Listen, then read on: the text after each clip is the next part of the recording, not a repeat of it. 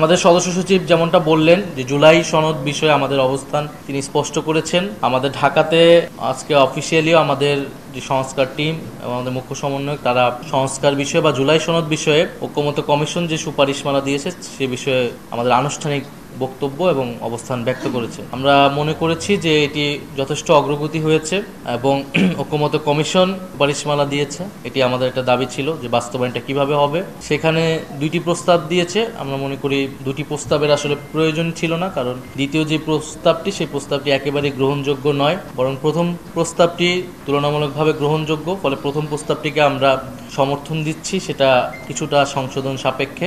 আমাদের যে দাবিগুলো ছিল, যেই দাবির প্রেক্ষিতে আমরা জুলাই সনদে স্বাক্ষর করা থেকে বিরত থেকেছিলাম, একটা ছিল যে আদেশটাকে প্রকাশ করা, এটার খসড়াটাকে। দ্বিতীয়টা হচ্ছে আদেশটা জারি করবেন কে। সুপারিশে বলা আছে যে আদেশ জারি করবে সরকার, অন্তর্বর্তীকালীন সরকার, এবং এটি আরও স্পষ্ট হওয়া উচিত যে অন্তর্বর্তী সরকারের প্রধান হিসেবে ডক্টর মোহাম্মদ ইউনূস তিনিই হচ্ছে এই আদেশটি জারি করবেন। এছাড়া আমরা গণভোটের কথা বলেছি এবং আমাদের যেই বলেছে যে পরবর্তী সংসদের হাতে সেই গাঠনিক ক্ষমতা থাকবে যার ভিত্তিতে তারা সংস্কারকৃত সংবিধান 2026 তৈরি করবে।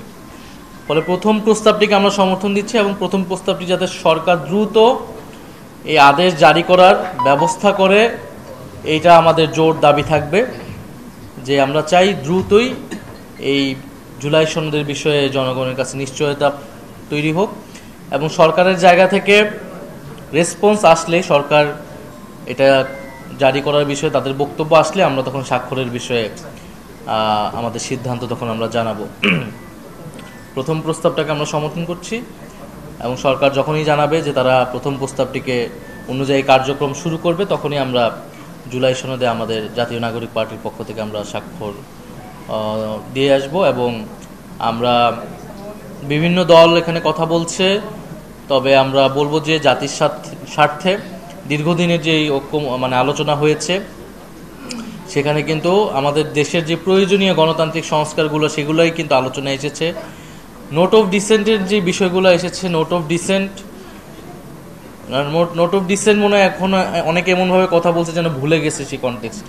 নোট অফ ডিসেন্ট ছিল যে ঐক্যমত্য কমিশন একটা সিদ্ধান্ত নিয়েছে, কিন্তু একটা দলের সেখানে বিরোধিতা ছিল, সেটাকে ডকুমেন্ট আকারে রাখতে চেয়েছে তারা। এবং নোট অফ ডিসেন্ট মানেই এইটা বোঝায় আর কি, যে আমরা সবাই মিলে একটা সিদ্ধান্ত নিলাম, হয়তো কারো সেখানে বিরোধিতা ছিল, সেটা আমরা উল্লেখ করে থাকবে, কিন্তু সিদ্ধান্তটা গৃহীত হয়ে গিয়েছে। ফলে ঐক্যমত্য কমিশনেতেও এই বিষয়গুলোতেই ঐক্যমত হয়েছে বলে গৃহীত হয়েছে। এবং আমাদেরও নোট অফ ডিসেন্ট আছে দুই একটা বিষয়, সেটা হচ্ছে ঐতিহাসিক ডকুমেন্টেশনের কারণে যে এই দল এটার বিরোধিতা করেছিল, কিন্তু সেটার তো আসলে কোনো বাস্তবায়নে, সেটার কোনো কার্যক্রমে সেটা আসার কথা ছিল না। ফলে ঐক্যমত্য কমিশনও সেই দিকে এগিয়েছে এবং সরকারও সেই অনুযায়ী সামনে আগাবে বলে আমরা আস্থা রাখছি। এবং সর্বোপরি জুলাই সনদ এবং এরপরে বিচারের রোডম্যাপ আমরা বলে আসছি যে জুলাই গণহত্যার বিচার, এই বিচারের একটা রোডম্যাপ সরকারকে অবশ্যই নির্বাচনের আগে দিতে হবে এবং নির্বাচনের জন্য যে লেভেল প্লেইং ফিল্ড, নির্বাচন কমিশনকে আমরা বলে আসছি এটা পুনর্গঠন প্রয়োজন। নির্বাচন কমিশনে জনগণের এবং রাজনৈতিক দলের আস্থা হারাচ্ছে এবং ফেব্রুয়ারিতে নির্বাচন হতে হলে আসলে এই বিষয়গুলো দ্রুতই সমাধানের দিকে যেতে হবে এবং আমরা আশা করব যে আমরা দ্রুতই সেই সমাধানের দিকে যেতে পারবো। বাছাইকৃত কাঁচামাল ও স্বয়ংক্রিয় ইউরোপিয়ান মেশিনে তৈরি হয় all time honeycomb, all time healthy life. এটা আপনি যখন গণভোট করতেছেন, গণ অভ্যুত্থানের পরে আমরা ঐক্যমত্য কমিশন আমরা গঠন করলাম, ঐক্যমতে আলোচনা হলো, এরপরে আপনি গণভোট করতেছেন এবং গণভোটে কিন্তু এই প্রস্তাবগুলো সবগুলো অনুমোদন হয়ে যাচ্ছে। পরবর্তী সংবিধান এবং সংস্কার পরিষদ যেটাই বলেন সেটা শুধু এটাকে আনুষ্ঠানিকভাবে সেটাকে সংবিধানে সন্নিবেষ্টিত করবে। ফলে পরবর্তী সংসদের কিন্তু কোনো আর এখতিয়ার থাকবে না যে সেখানে কোনো ধরনের রদবদল করার। ফলে অবশ্যই সংবিধান, পরবর্তী সংসদ এবং সংস্কার পরিষদ এটা কিন্তু বাধ্য থাকবে এই বিষয়গুলোকে সংবিধানে সন্নিবেষ্টিত করার জন্য। ফলে ঐক্যমত্য কমিশনের এই প্রস্তাব আমাদের কাছে যথার্থই মনে হচ্ছে এবং এটা পৃথিবীর অনেক দেশেই কিন্তু এই উদাহরণগুলো আছে, এটা একেবারে নতুন কোনো কিছু এরকম না। আর যারা বিরোধিতা করছে তারা চাইলে এটা দেখতে পারে, এক্সপার্টদের সাথে কথা বলতে পারে। সাউথ আফ্রিকা, কেনিয়া, অনেকগুলো দেশে এমন এমন শর্তও দেওয়া থাকে যে আপনি যদি এত দিনের মধ্যে বা এত মাসের মধ্যে এটা সম্পাদন না করেন তাহলে সংসদ ভেঙে যাবে।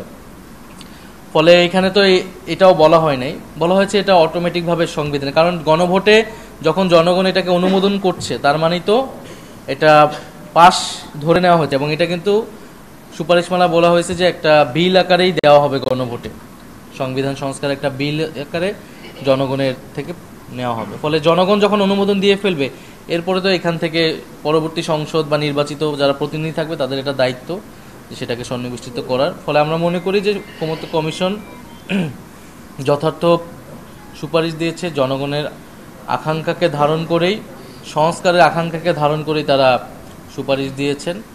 এবং সংস্কারের বিপক্ষে আমরা ঐক্যমত্য কমিশনে অনেক দলকে অবস্থান নিতে দেখেছি। বিএনপি অনেকগুলো বড় সংস্কারের বিপক্ষে অবস্থান নিয়েছিল। স্বাভাবিকভাবে তাদের হয়তো তারা গোটা সংস্কার প্রক্রিয়াটাকে তারা চায় কি না এটা নিয়ে কিন্তু এখন প্রশ্ন তৈরি হবে। কারণ পুরো সময়টা ধরে দেখেছি আমরা গুরুত্বপূর্ণ সংস্কারে বিএনপি ভেটো দিয়েছে, বিরোধিতা করেছে। তখন অন্য সকল দলগুলো ঐক্যমত হওয়ার কারণে এবং জনগণের ভিতরে একটা চাপ তৈরি হওয়ার কারণে তারা পরে তাদের অবস্থান থেকে সরে এসেছে এবং আমরা তাদের সেটাকে সাধুবাদও জানিয়েছে। ফলে আমরা বলবো যে এখানে আসলে কোনো দলীয় অবস্থান নেওয়ার সুযোগ নেই। এখানে আসলে ঐক্যমত্য কমিশন এবং গণ অভ্যুত্থানের পরে যে সংস্কার আকাঙ্ক্ষায় সেটাকে বাস্তবায়ন করতে হলে এর থেকে কোনো বেটার অপশন আমাদের সামনে এখন নেই। মানে জুলাই সনদ বাস্তবায়ন না হলে তো নির্বাচন হওয়ার কোনো সুযোগই নেই। জুলাই সনদ এবং বিচার রোডম্যাপ দিয়ে তারপরে নির্বাচনের দিকে যেতে হবে। ফলে আমরা দ্রুত নির্বাচন চাই, দেশে একটা নির্বাচিত সরকার প্রয়োজন, দেশে স্থিতিশীলতা প্রয়োজন, আস্থা প্রয়োজন। এই কারণে দ্রুত সংস্কার প্রক্রিয়া সম্পন্ন হওয়া প্রয়োজন।